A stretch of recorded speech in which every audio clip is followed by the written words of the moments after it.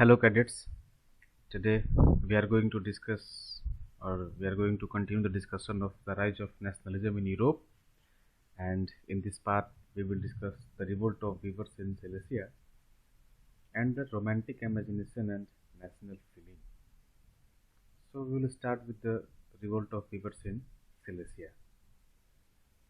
So in 1845 the Silesian weavers revolted against contractors who supplied them raw material and gave them orders for finished textiles but drastically reduced their payments.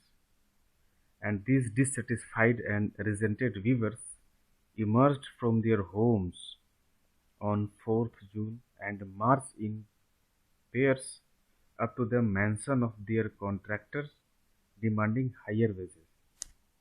But when the contractors showed reluctance, a group of them forced their way into the house, smashed its elegant window panes, furniture, porcelain, etc., and another group broke into the storehouse and plundered it of supplies of cloth which they tore to shreds.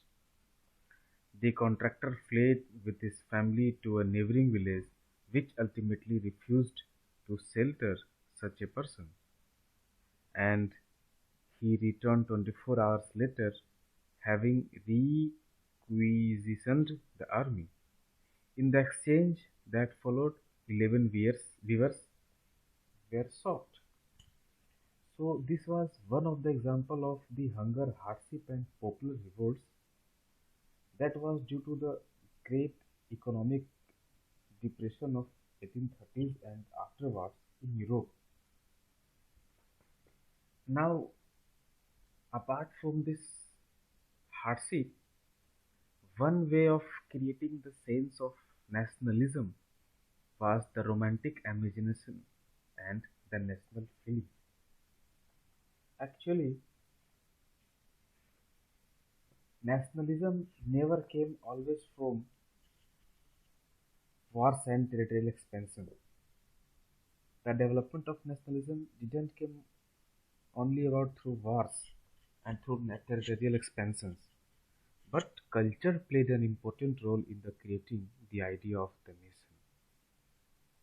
Like art and poetry, stories, and music helped express and shape nationalist feelings.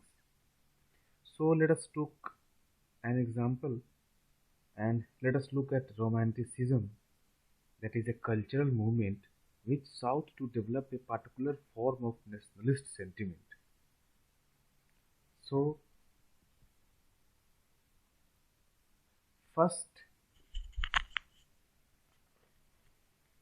the romantic the romantic artists. Here comes the Frederic Sorio, a best example, and a French artist who prepared a painting which he called Democratic and Social Republic, and with this painting only we started the chapter.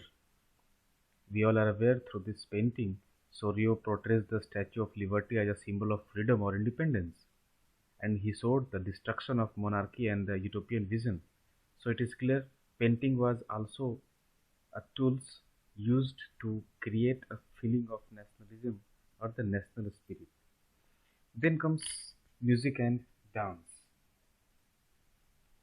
So the German philosopher John Gottfried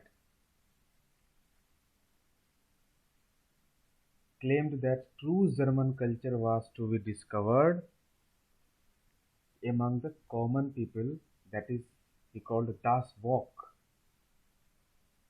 and it was through folk songs, folk poetry, and folk dances that the true spirit of the nation was popularized.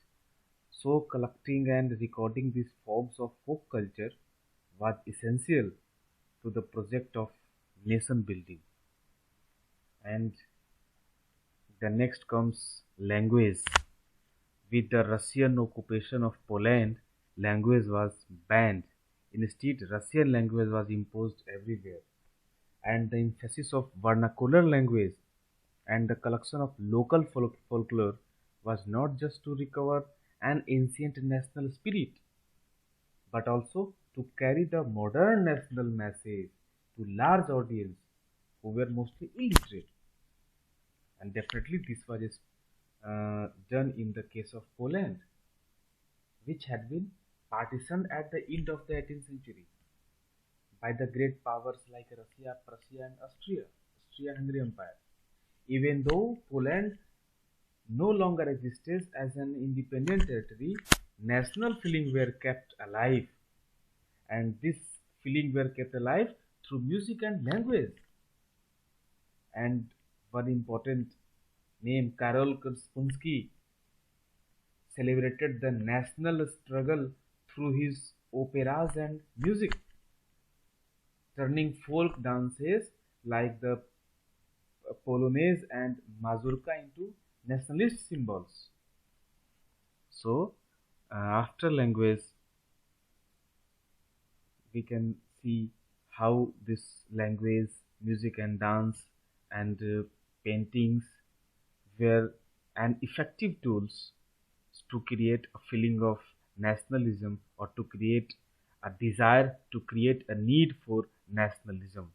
Okay, thank you.